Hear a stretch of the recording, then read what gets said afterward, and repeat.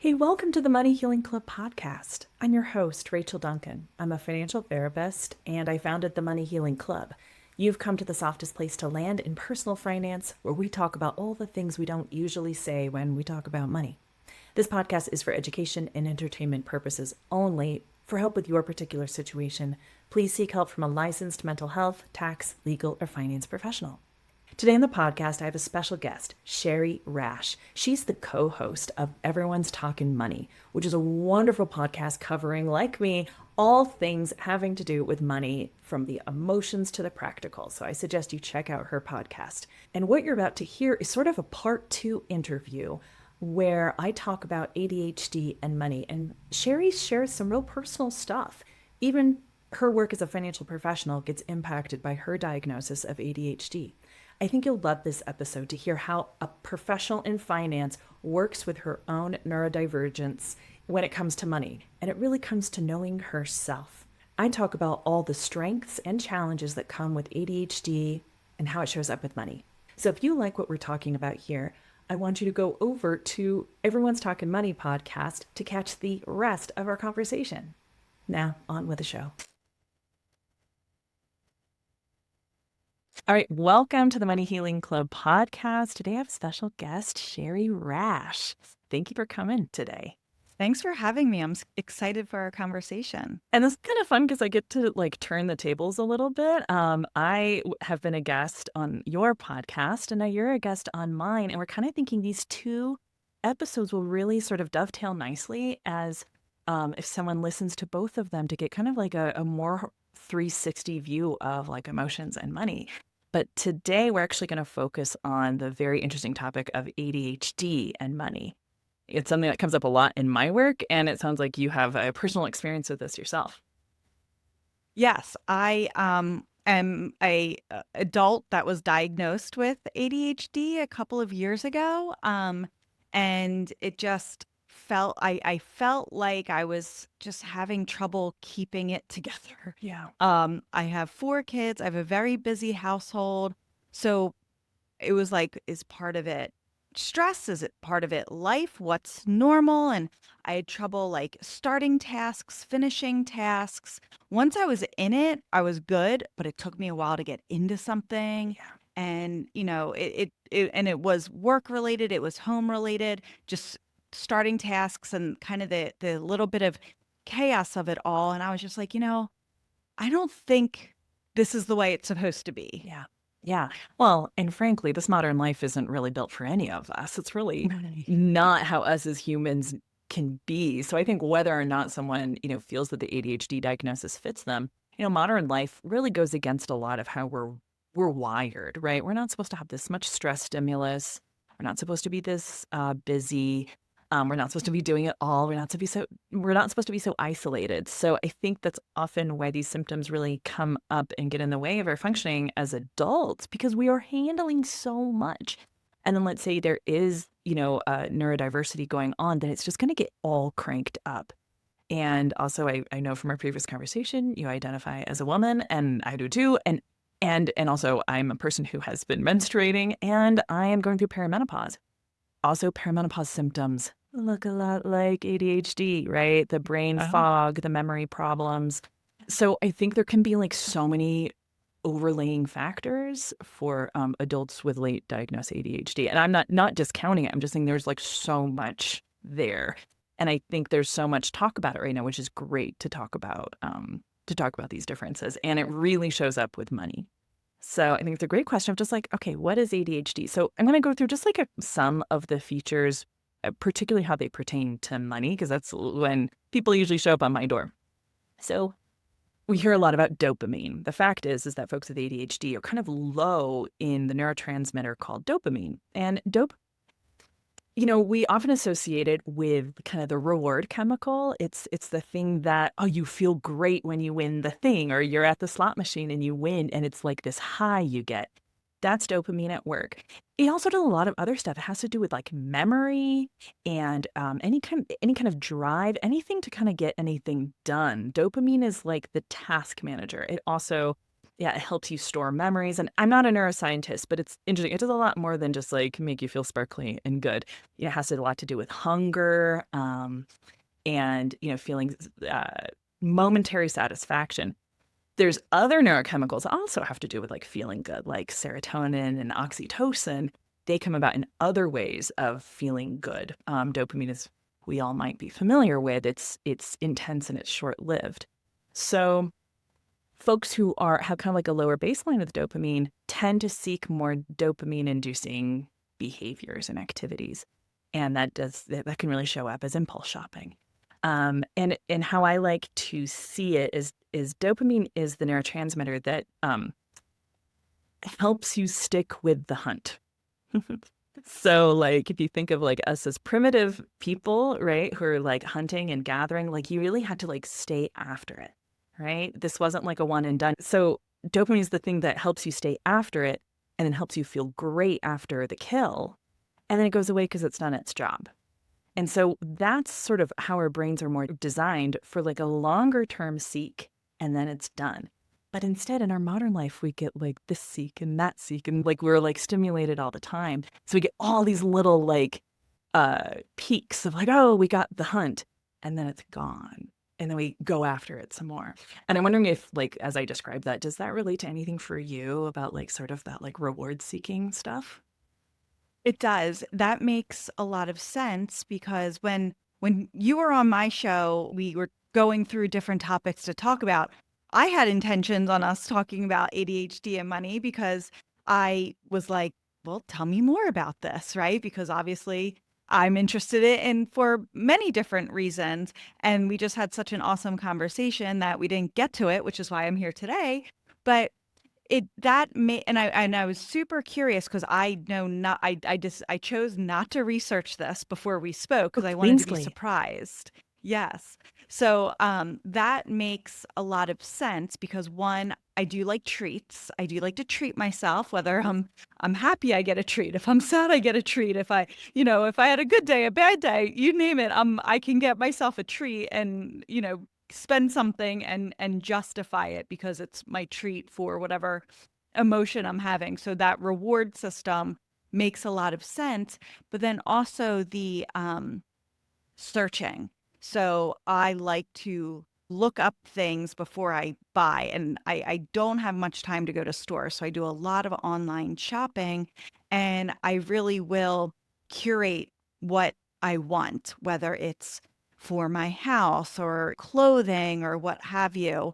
I'll follow influencers and I'll look at their stuff. And so I definitely feel that hunting and gathering. But then, yes, after I do get it, I'm like, all right, that's done. On to the next.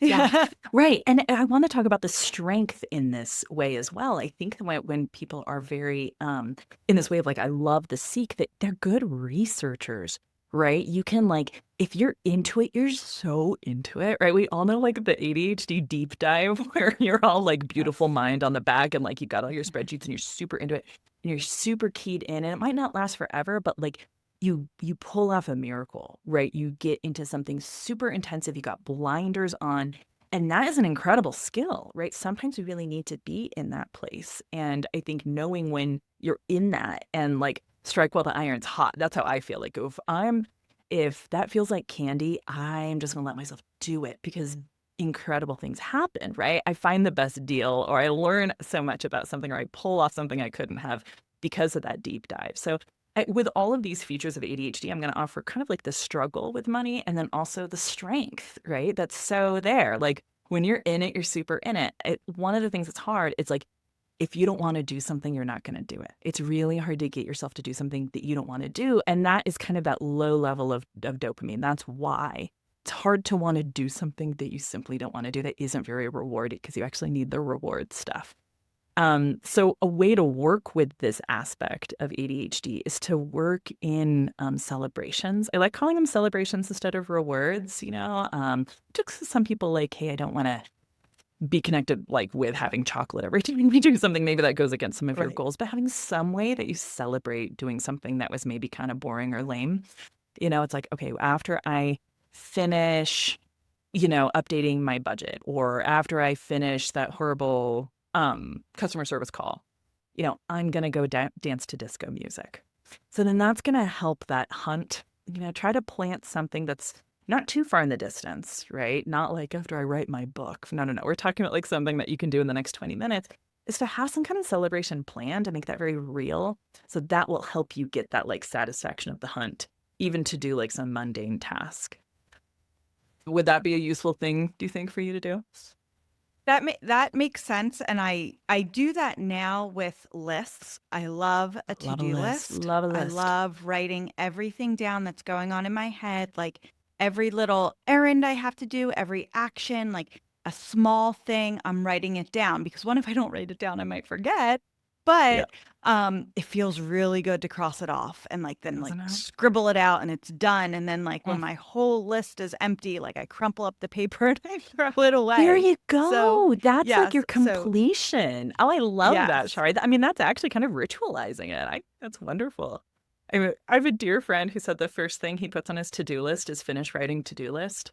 So then when he gets to the end of it, he can check something. Yes. Anyone can use that. Finish writing to-do list. So, okay. So another aspect of ADHD is time blindness. Does this come up for you ever where like time doesn't exist, or I don't know what day it is, that kind of stuff?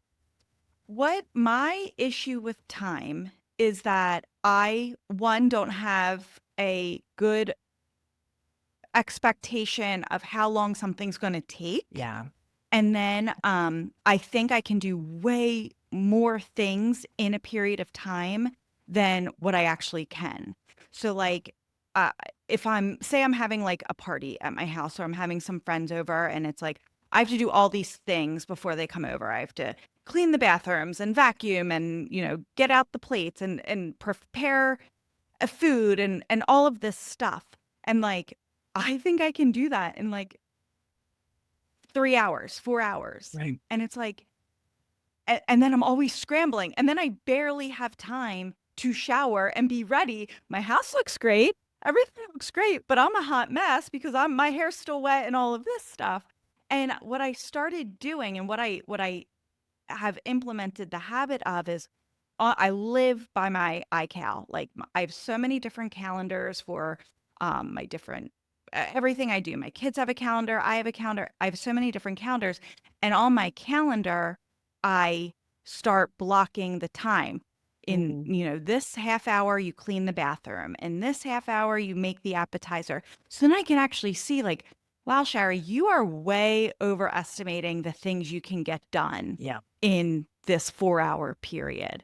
And that's really been helpful to me. But yes, time management is a major issue just because I want to get so much done in a short period of time. And I think what can happen with like the positive side, the strength of ADHD is like there are moments where you pull off miracles in an hour, right? I think that's Yes. another reason why we fool ourselves. It's like, well, that one time I did get it all done in an hour. And then we think that we can replicate that. And I think that can also be tricky when maybe it's not new anymore. And some of the, I think, unrealistic squashing in of our tasks is also because it's exciting. That's that dopamine It again, is. right? Like, ooh, challenge accepted, right? Like, ooh, good. I I actually pulled that love a up. deadline. I love pushing it right up to the Yes. deadline. I'm going to get it done and it's going to be awesome. You're not going to get it early. Right. You're not going to get it early. You're going to get it when you're supposed to get it, but it's going to be great, but it's not going to be early. So just expect it Right. when it's due. But yes, I definitely push it to the deadline, and I do get a lot of things done when I'm focused. When Totally. I'm working, I am getting stuff done. I move faster than a lot of people, which is why I think I overestimate how much I Yeah. can get done. But yes, absolutely. I agree with that. Yeah, you can't sprint a marathon. And when you're used to just Right. like say, I am a sprinter. That is how I work. And sprinters need downtime. You can't push that hard all the time. And it's interesting thinking about, okay, so then how would this show up financially? And there's also some additional aspects of time blindness I might just bring up, which is like, oh, it's been 3 weeks, right? It's like, oh, you needed to return something and the return window is 30 days and you blink and it's 60 days later. So that also can happen where so much of our financial lives, like things have to happen on the first of the month, and losing track of that sometimes. It sounds like you live and die by your calendar, and I do too. But I wonder if that ever comes up, we're like, wait, didn't I just happen? Or how long ago was that? Has that ever tripped you up before? Oh yeah, yeah, absolutely. I mean, and I think when you have children and you're doing all the activities and you know, the every single day, sometimes it can feel like Yeah. Groundhog's Day sometimes with doing the things over and over again. But absolutely, I mean, you blink, time goes by. It's like, wait, Yeah. I didn't I just see you last month? No, it's been 3. Oh my gosh, like I Yeah. feel like it was just yesterday. That happens to me all the time. And we talk about the ADHD tax, and often the ADHD tax is like the real financial implications of having ADHD is often the late fines, the service Hmm. fees, the missed returns, things like that, because things often have such a short time window, and because the strength of ADHD is dealing with things in the present moment really, really well. So it makes the planning or the feeling of time passing a little bit more difficult to manage because of the focus on the present moment, which needs to happen. So that can definitely come up. You are not alone with that. Um, so okay, so we talked about dopamine. We talked about time blindness. Another aspect of it is executive function, which is it's a little hard to identify executive function because also like when you're in the zone, you have great executive function, right? You're taking everything coming in and you're holding multiple concepts at once. But it's, kind of on a day by day basis or when you're not in the zone, how's your short term memory going, right? And especially when things, derail when you're not in the zone and how we're handling that. Like that's sometimes where executive functioning can be a real struggle when we're not in the zone. I think that's what that's the aspect of this financially. So, like, oh, holding multiple things at once. Oh, if that bill can't comes due, but I'm not paid for that yet, and maybe missing that and getting an overdraft fee, right? Sometimes that can result in not having the best executive functioning skills when you're not in the zone. So that's another example of how ADHD unfortunately can like really impact our finances unless you get yourself in the zone. And I would say like that is a little way of like folks with ADHD tend to love gamifying. So this is something that I recommend a lot, like getting back to go on Pinterest and find like those visual savings trackers that you have on the fridge and it's time to get out the markers. That tends to work really well with folks with ADHD where you can hold multiple concepts at once. You could track things. It helps deal with some of the time blindness and kind of can get your executive functioning together in a tangible way. So I was wondering, do you consider yourself a visual thinker? Yes, I'm very visual. I like seeing things. I like holding things. So that's totally true with me. As far as I like the visuality of everything. Yeah, it's like Yeah. out of sight, out of mind, right? I mean, I think it's true for a lot Yes. of folks, but like so much is digital. It's like, okay, if your phone's away, that Yes. it doesn't exist anymore. So I'm a big fan of making things concrete, analog, Mm-hmm. stuff on the fridge, getting out the markers, just to have that visual reminder, and then it can develop a closeness with money or whatever your goals are, and it can help with the time blindness and all of that. So yeah, I think working with the visual nature of the way folks with ADHD tend to think, you might think, oh, well, money has nothing to do with that. Well, there's a lot. It can be very visual from graphs and trackers and calendars to some of the stuff I do with art therapy, which is like creating getting into the visual relationships we have with money. And I'll speak to that in a little bit. I'll give you a taste of that. So I do think we got to work with the way our brains are, and sometimes it's going to seem a little juvenile, like, oh, I'm like coloring, but it can really work. We got to work with the things that work for us. And for some of my clients, it's having like a paper journal to jot down their spending so they can just get more used to what their life costs because an app was just too removed. And sometimes that makes a ton of sense. Yeah, like I'm kind of with you. Like I had to touch it and feel it for it to feel real. So just huge permission slip to go analog, even in this like big digital world. We talked about hyperfocus. Hyperfocus can both be a strength and a hindrance, right? If your hyperfocus was on like getting your money stuff organized or buying a property, then great. But if your hyperfocus is on like needlepoint, and the bills are due, or you missed, invoicing a client, then there can be some real financial repercussions if we've got the blinders on and like a hyper focus. And I was wondering, do you have any things that you have like totally taken a side quest on that there's been some fallout from? I mean, you can share it whatever you would like, but does that ring true for you?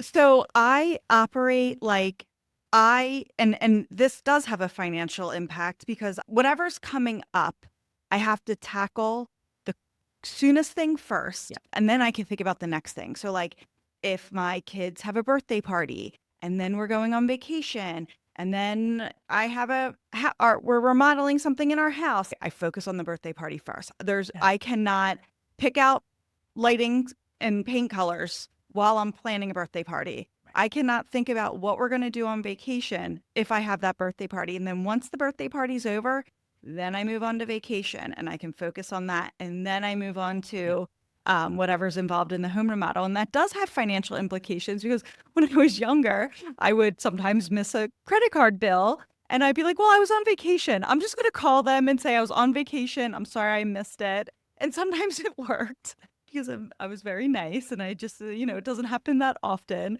But, it's like, okay, that's not an excuse. Like, that's not it. It's a reason. It's not a good excuse. So, yes, I totally can see the once one thing's done, move on the other and focused on one thing at a time and how that can impact you. And I think we got to know ourselves. Hey, I'm the kind of person, when I am in one thing, I'm in one thing.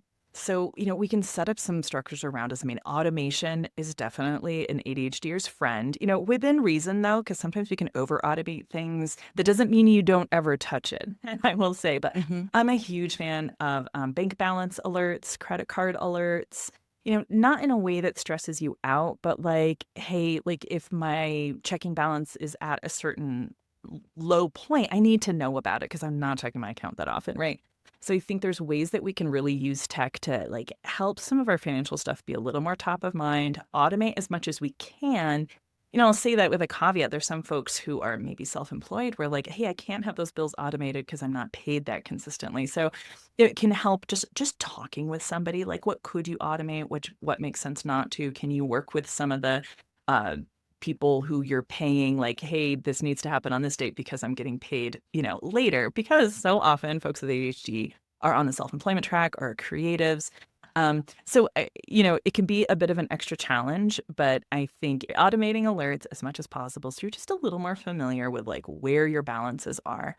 Um, and and then working in some supports, right? Like, hey, I know this about myself, or hey, I know, if you can start to track this on a calendar and having it on your analog calendar, oh, those dates or those bills are due on those dates, and kind of having a visual tracking of your cash flow coming in and out can be very helpful. But I also want to say, like, this is tough to do alone. I think what can happen is, okay, we've got these strengths and these challenges, but what really doesn't work is trying to do it alone. Right? Because I'm doing that one thing, that present thing really well. And you know what? That thing coming up, like maybe it's just not all up to us and we've got to bring in some support. So whether it's friends, partners, a membership community, a financial coach, like there is no shame in needing some help with this because it's a tall order for anyone, any adult in this life. And I think us doing it alone and feeling like a failure is really the hardest thing. And I feel like it's so sad to me because we just don't need to be doing this all on our own because it can really fall apart. I think when it comes to money in general, we are so slow to ask for help or admit something about it because it's looked at as a weakness when it is like it is. No one's taught us how to do money stuff, right? You get your education, you get your job, you do everything you're supposed to do, and you're just expected to know how to handle money. And then maybe you do talk about it with some people whose brains may work completely different than yours, Yeah. and it's like, yeah, I forgot to pay my credit card bill. Being like I'm thinking of like 23-year-old me, I forgot to pay my credit card bill because I was on vacation. Like, how could you ever do that? Like, that is so irresponsible of you, And it's like, oh, like, and then you get the shame, and it's like, No, you shouldn't feel shameful. Like, it is what it is. Accept it. Like, sit in it a minute.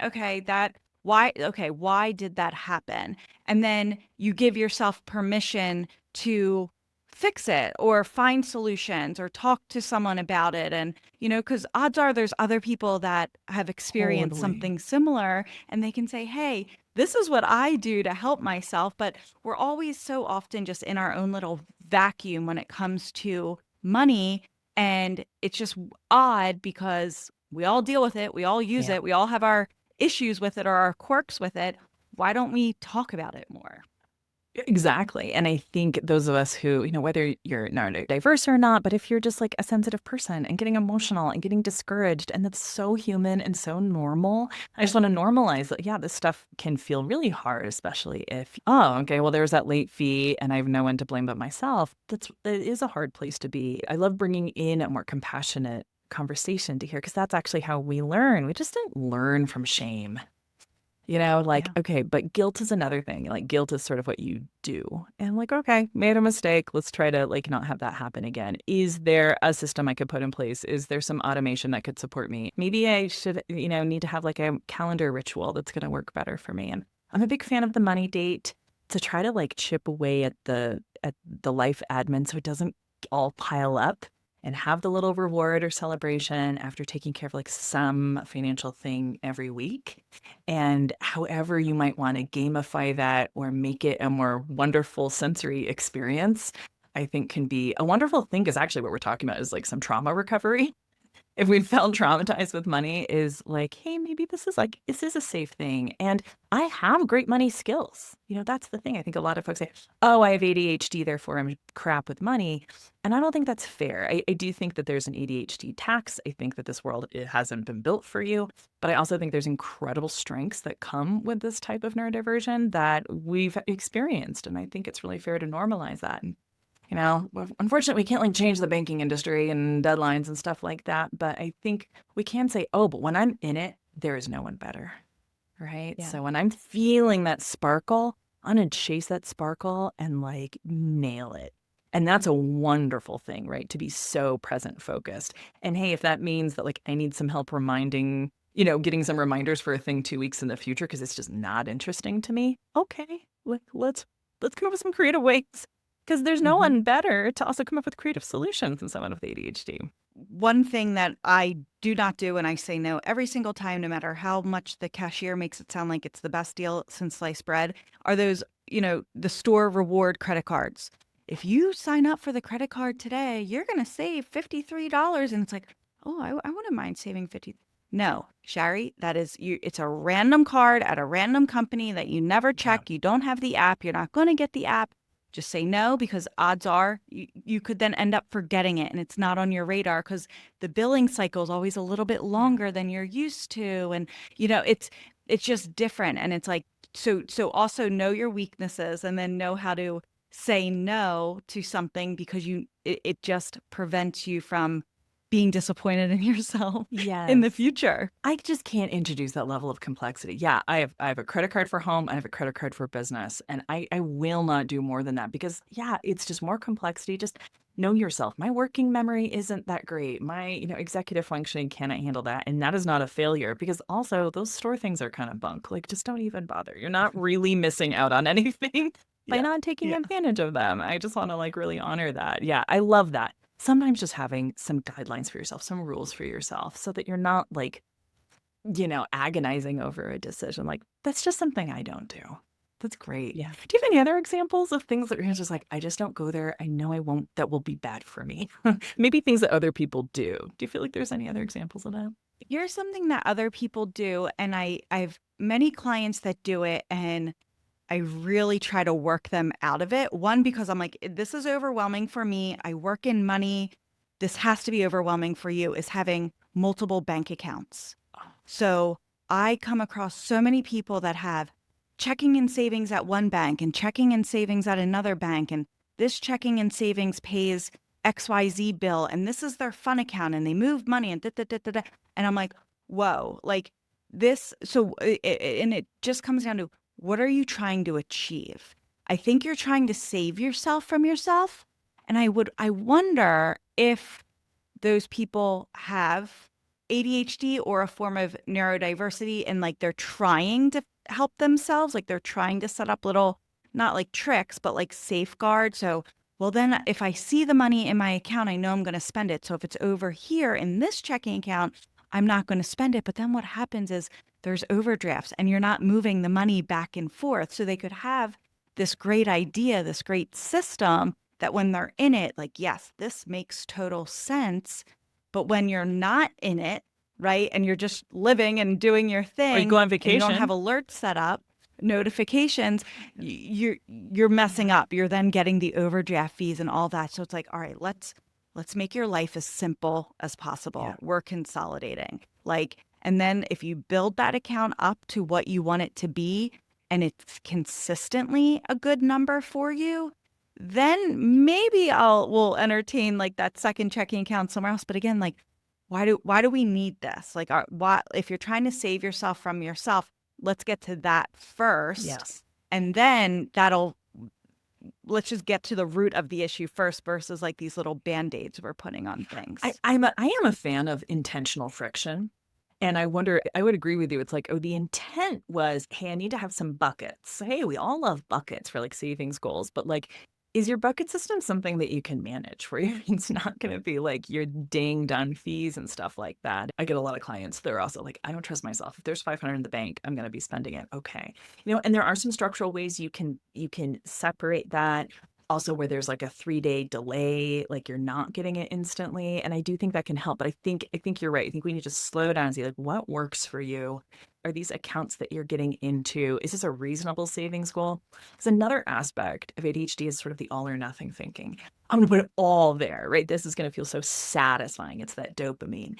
And, I think sometimes we need to back up because like, well, that could really shoot you in the foot when your car needs brakes and you locked this all up, right? Is this a reasonable amount? But for sure, let's celebrate those wins. And maybe it's a $50 a month thing and not a $5,000 a month thing, because that's also not real. And this is where talking with a financial professional can really help you ground in like what is reasonable, what's realistic, and still honor, yeah, okay, there was some separation, there were some boundaries that you needed. That's probably where this account design came from.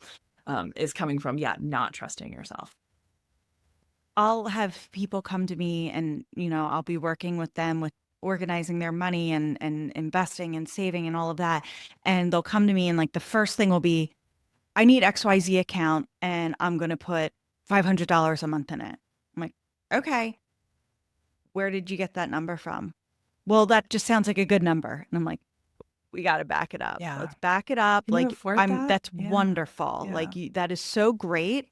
But the last thing I want is for you to be sending $500 to an account and then something happens and you put it on credit and you can't pay the credit card off and then you're paying 25% interest. So I think in general, the intention, like what are you trying to achieve? And like, instead of like being gung-ho, like into it, overzealous, let's just be more systematic about it and like tiptoe into the water versus just like diving right in. So I think in general, people can do things with perfectly wonderful intentions, but they may end up hurting themselves unintentionally. I sent to a client a little while back who had ADHD, like money management, once you kind of like learn some of this stuff, like it is just kind of boring. Like I remember she told me later that this really impacted her. I was like, just find your sparkle somewhere else. Like, don't find your sparkle here. And yes, money can like provide us such joy and access to things, and that is great. And like, hey, shopping will always probably feel a little bit fun, but actually when you kind of like heal this part of yourself, it's good to be boring. It's actually good for it to be a little more incremental, maybe automated, maybe someone else is helping you with it so that you can like get your sparkle in other parts of your life, not this one, because that is what can hurt you. With money, like what's the exciting part of it? Like people are more affected. Like if we think about our investment accounts, people are more affected when their account goes down. Yeah. They feel more pain than they feel joy when their account goes up. Right? Yeah. Okay, great. My account's up 17%. Okay, fine. I lost 10%? Like what? And it's like, what? Wait, last year you made 17%. For that? Like that's not really good, right? No?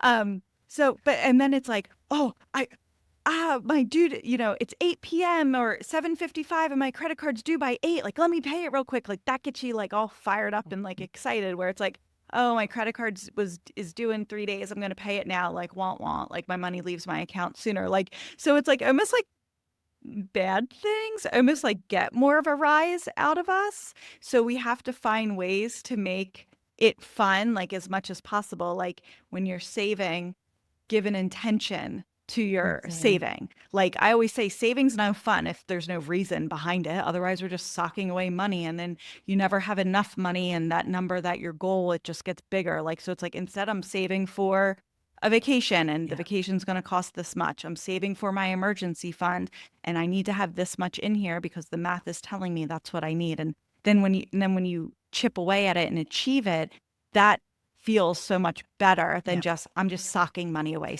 Right. Because actually this ties into our conversation from on your podcast about like the restriction, like, cause then it's all about restriction and not actually going towards something. Cause I mean, savings is just future spending. And that's like, sometimes we don't think about it that way. It's like some of it's midterm, some of it's long term, but like the point of it is that you will be spending it.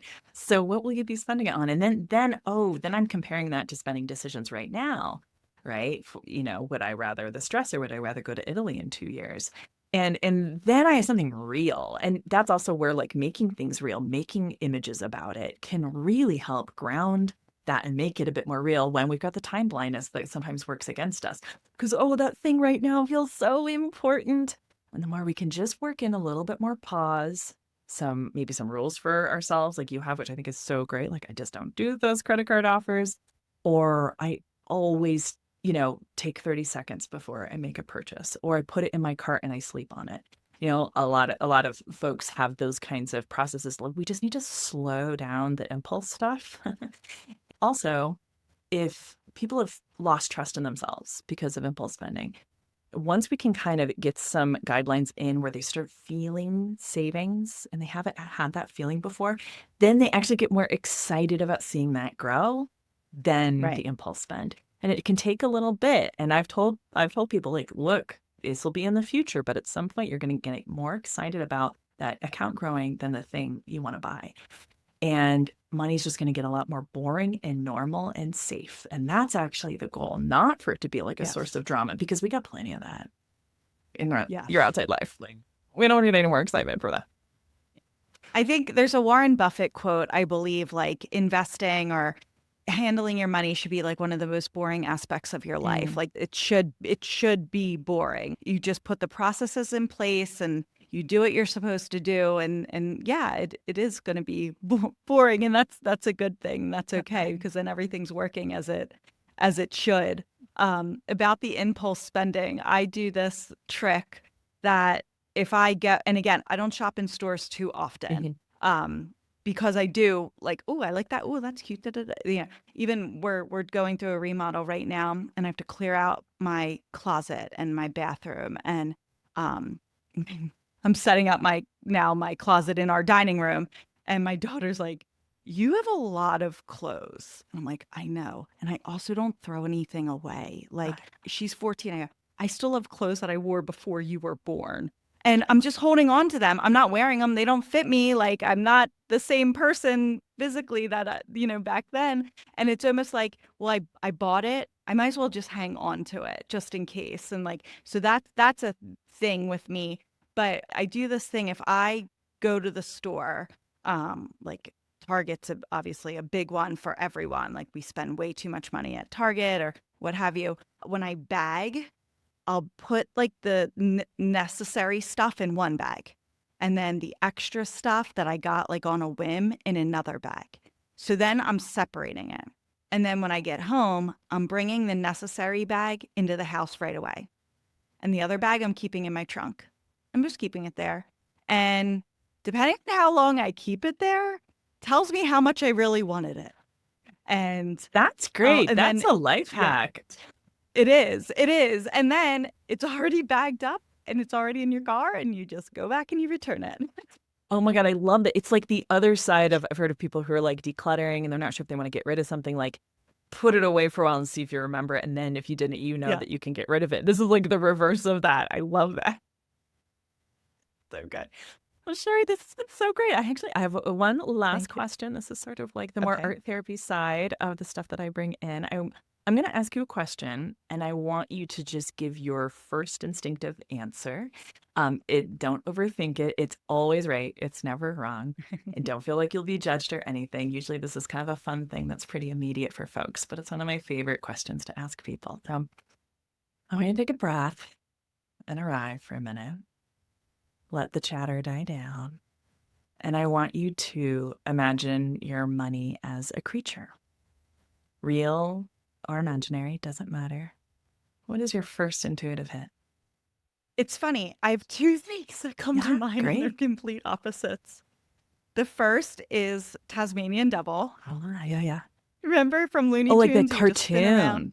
Yes, Okay. the cartoon. Yeah. So he would just spin around and like cause all this, craziness. And then the other is a turtle. Oh, yeah. So and maybe that's just the way my brain works as well, because I don't think money's boring. I think it's exciting. I talk about it many hours every day.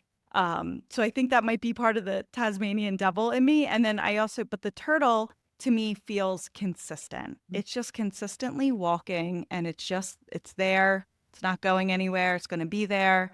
So that's my I love that. I think there are layers to it. I think money has a lot of Yeah. different personality to it. And also, like, there's the fast money and there's slow money. Like, there are different, like, ways that we use money. And I think that, like, I experience money in these two different ways. I think it's very real. I think it's very honest. I think it's like a perfect emblem for, like, the ADHD brain with money. Yeah. Right? I think that's wonderful. It's okay that it's two things, and it absolutely can be two things. It's beautiful. Yeah, thank you for sharing that. Thank you. Now, I know you've got the podcast, and you also have some of your own financial planning firm. Is that right? Yes. Could you share a little Yes. bit about folks want to reach out to you? Absolutely. So my podcast, I'm the co-host of Everyone's Talking Money. We come out with episodes 3 times a week, and it's just talking about all the emotional stuff when it comes to money, kind of the gunk that we need to get rid of, and just acknowledge that we think certain ways about things when it comes to money and addressing it, and trying to build your best financial life. When I'm not behind of a microphone, I am a financial advisor. So I'm a fiduciary, I'm a financial planner. I believe in holistic financial planning. So I want to know everything about you when it comes to your money, how it makes you feel, what keeps you up at night, what you want to achieve. And we talk it all through, and I put plans in place for you. Something as simple as how much money do you need in your checking account, all the way to how much should I be saving for retirement? How much should I be contributing in my 401k, or saving for my kids' college, or saving for, I don't know, I just think I'm going to need money someday. So that's what I do with my clients. And my firm is called GWA Wealth. My website is gwawealth.com. Great. I'll link to everything in the show notes. This is great. Shari, thank you for just being willing to kind of be on the other side of the seat and kind of explore this whole thing with ADHD and money. And I think you have found some like wonderful tips and tricks, but also beyond that, like coming from a sense of understanding yourself, which is what we've got to do with money. It has to be very self-led. What works for you? What works for someone else might not work for you. And you've got to experiment and see what works for you. And I just really appreciate you sharing your own personal journey with us. Thank you. Thank you. It was very fun. I appreciate it. Thanks for listening to this collaborative podcast that I did with Shari Rash at Everyone's Talking Money podcast. To hear the rest of our conversation, head on over to Everyone's Talking Money podcast. Look for an episode with my name, Rachel Duncan, somewhere in there, and you'll be able to hear the rest of what we talk about. Impulse spending, financial therapy, the whole thing. You can find resources, links, everything we talked about in this episode in the show notes below or at moneyhealingclub.com/podcast. Hey, did this episode bring up anything for you about ADHD, about life hacks that work for you that are maybe a little bit quirky? I want to hear about them. Please go over to my podcast page, moneyhealingclub.com/podcast. There's a big button there to record your own voicemail that will really help shape the podcast going forward. Hey, if you're neurodivergent, you're dealing with money. How are you doing it? What are the struggles? What are the wins? I want to hear all of it. I'll see you in the next episode of the Money Healing Club podcast, the softest place to land in personal finance.